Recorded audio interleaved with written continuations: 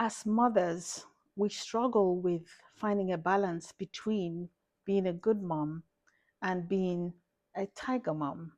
I don't know whether you read that book about over 10 years ago by Amy Chua, and it was the Battle Hymns of the Tiger Mom. And this book was talking about her experience, her wanting to, her, I'm sorry, and it was to do with her experience being a mom and wanting her children to be the best. And so many of us struggle between those two.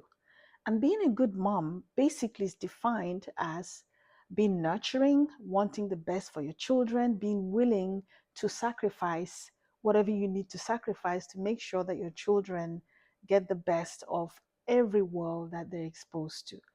That's what being a good mom is being there for them and being willing to communicate with them all the time.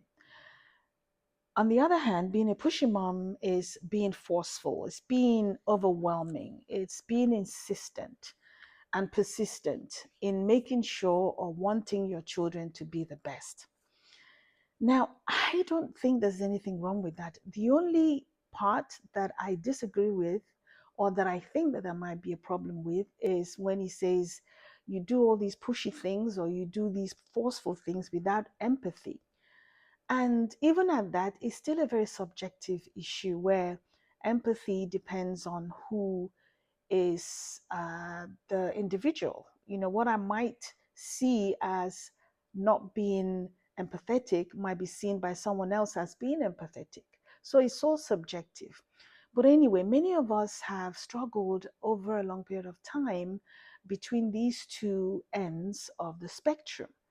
And so today I wanted to have a chat, and this is directed more towards younger moms who maybe your children are a lot younger than mine. And right now they're in elementary schools or they're in high schools. And this is a time that, looking back, I think that this was a time that those situations came up. And what is the reason, or what are the reasons? The reasons why people or mothers can come across as being pushy are several. But from my experience, these are the reasons I think many of us might appear to be pushy. The first one is the cultural difference.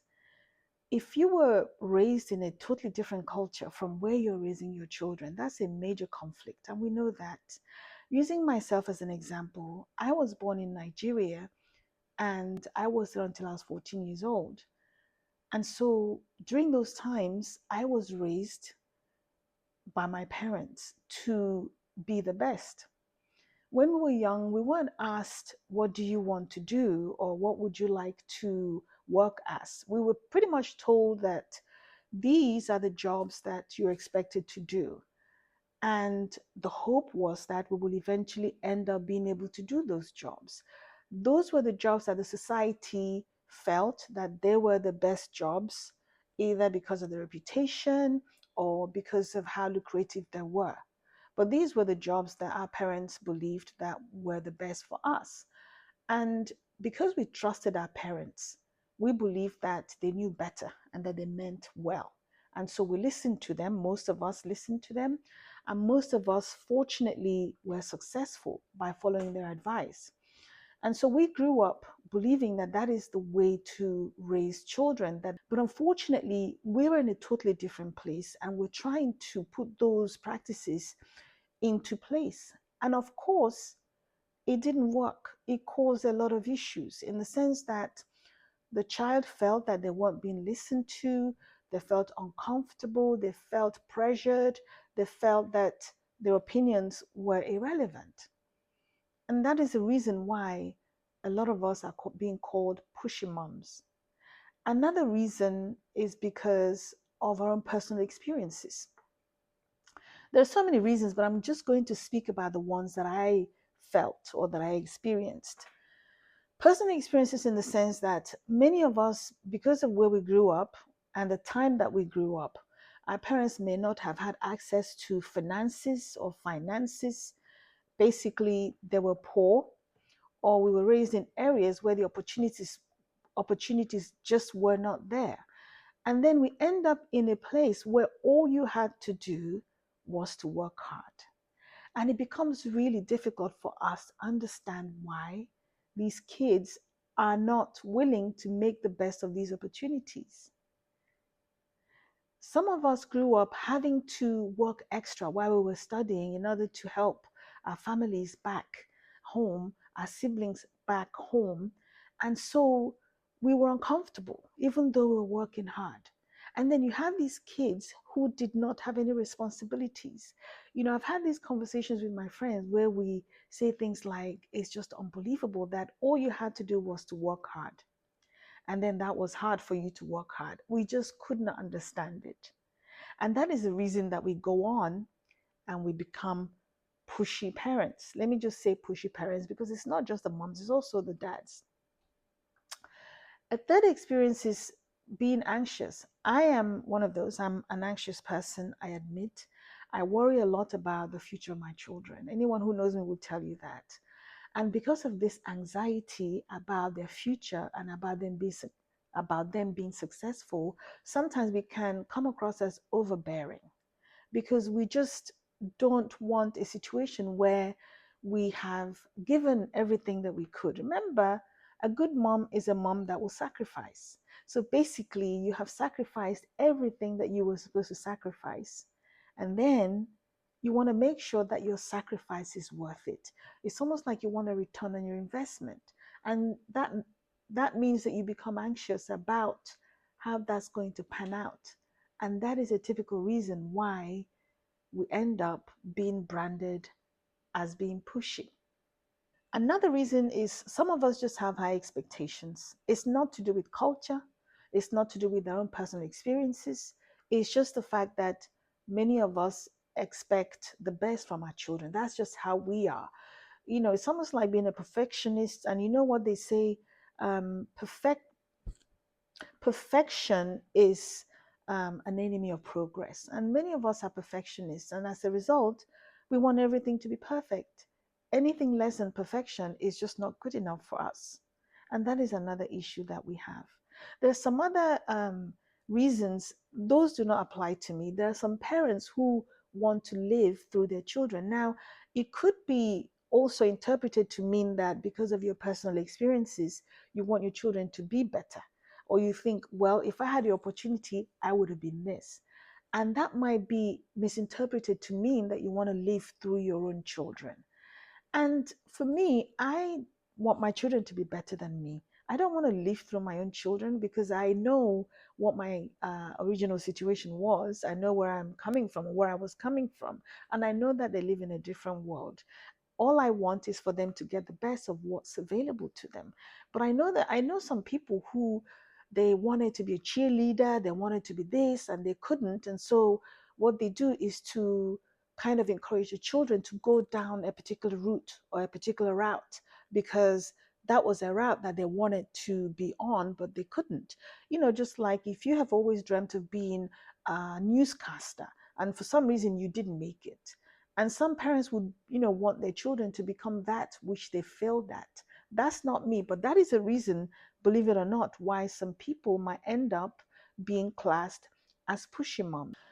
Another reason is sometimes social comparison. If you went to school, whether it's high school or college, and you have friends and you often end up getting married at the same time, and you have your children at the same time, and it's natural for you to see that your friend's child is doing better and you want your child to do better. For me personally, I want everyone to do well. I believe that I have my own journey to make and they have their own journeys too. My journey is totally different from everyone else's journey. I just want to be able to succeed in my own journey. And so, in as much as yes, it might seem as if maybe you're comparing yourself with your friends, I am not one to compare myself to anyone because I feel that there is no one like me. Not to say that I'm better than anyone, but that we're all different. And so, what my child is going to end up doing is not what your child is going to end up doing, but I want our children all to progress in life. And there's absolutely nothing wrong with that. And sometimes that can put pressure on us because we want the best for our children. And so we push them. and that can often become problematic. Another reason is sometimes communication. Um, we have to, or looking back, there were things that I had said or that I may have said that perhaps I could have said them in a better way.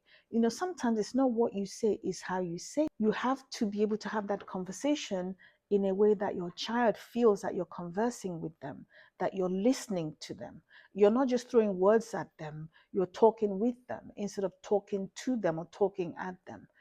And that sometimes takes a while to master, especially if you're from a different culture where kids were just told what to do and they did it. We're in a situation now where you don't just say to your child, "Oh, can you go to bed?" No, rather you kind of put it in a different way. "Oh, it's getting a little late, and you want to make sure that you wake up early in the morning. Perhaps it's time to think about going to bed." You have to put it in such a way that you allow them time, or you allow them the opportunity to process the information that you're giving them. So this is another reason why we're called pushy moms. What can we do about it? Of course, hindsight is 2020, and this is what I have learned with time. Like I said, some of these issues are issues that I feel that I failed at. And now looking back, I could have done them better, but I didn't. And now I'm talking to people who are still in that position where they can make that difference. And the number one thing that I will suggest to you is communicate with your child, master the art of communicating with young people. Think about how you say things. Don't just throw it at them. Have a conversation with the child. And it doesn't matter how old they are. You might think, well, they're only 4. I find that even with 4-year olds, you can have a conversation with them.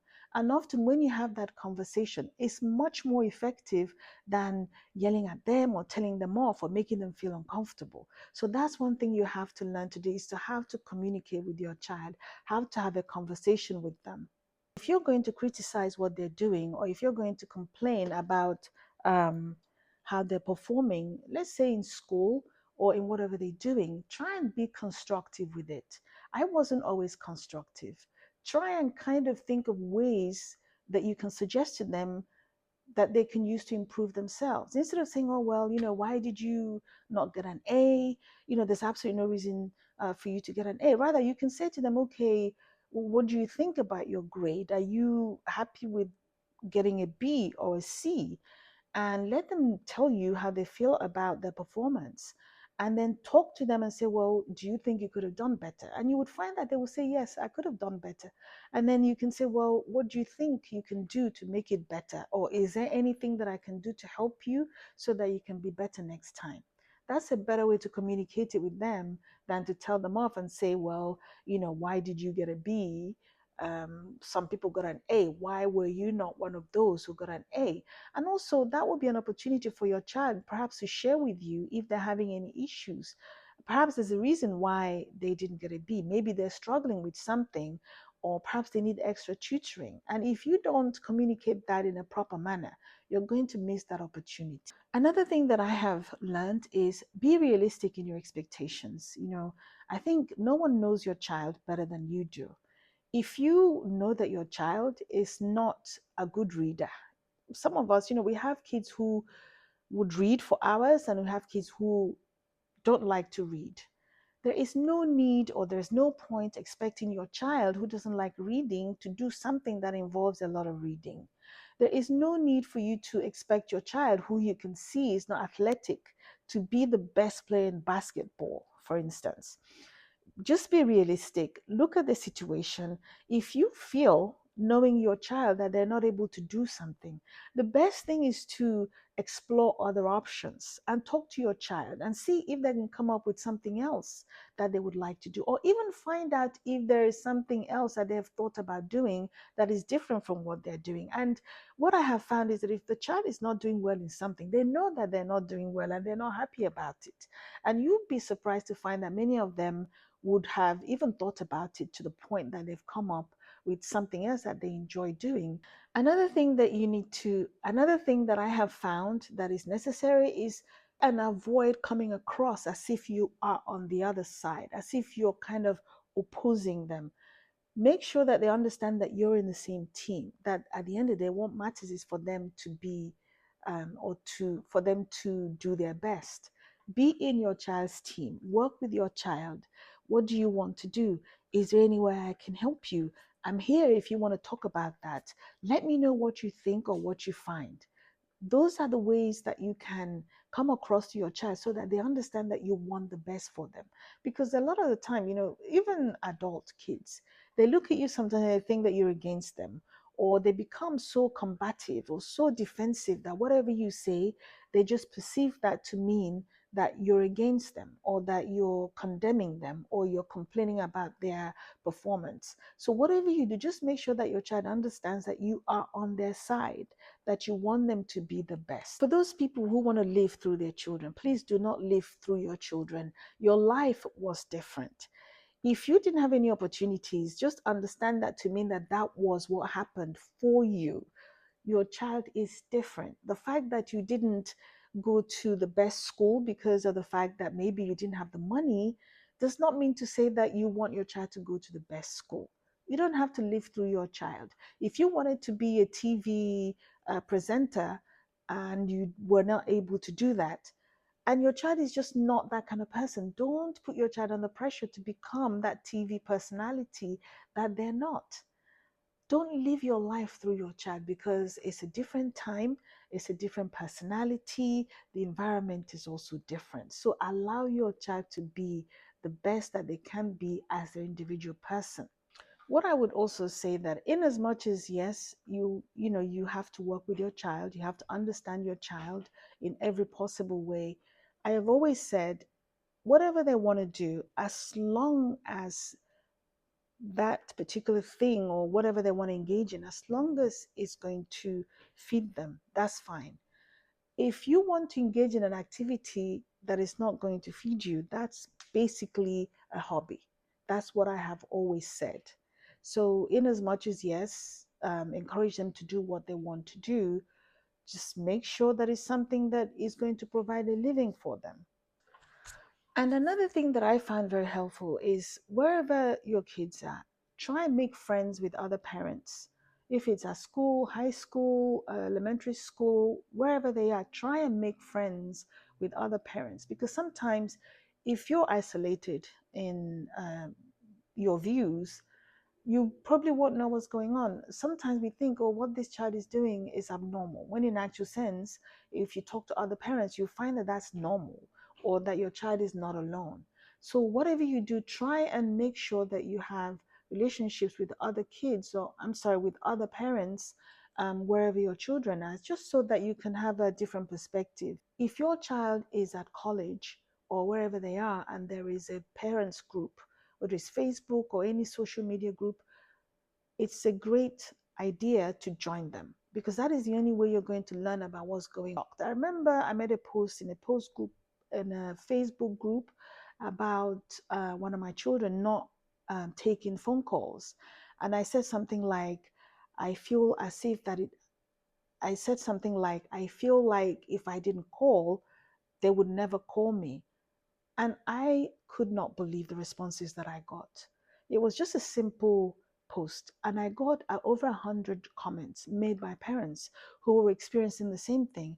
And it was quite enlightening in the sense that I realized that, hang on, he wasn't told you it wasn't an isolated thing, that these kids were all doing the same things. And guess what, I also got some ideas as to what I could do in order to make sure that they were in touch. So don't live in isolation as a parent.